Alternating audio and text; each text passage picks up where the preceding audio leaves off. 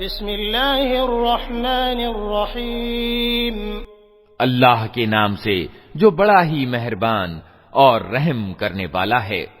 ألم تر كيف فعل ربك بأصحاب الفيل ألم يجعل كيدهم في تضليل وأرسل عليهم طيرا أبابيل ترميهم بحجارة من سجيل فجعلهم كعصف مأکول۔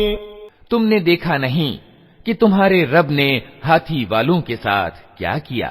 کیا اس نے ان کے اپائے کو اکارت نہیں کر دیا اور ان پر پکشیوں کے جھنڈ بھیج دیے جو ان کے اوپر پکی ہوئی مٹی کے پتھر پھینک رہے تھے، پھر ان کا یہ حال کر دیا جیسے جانوروں کا کھایا ہوا بھوسا۔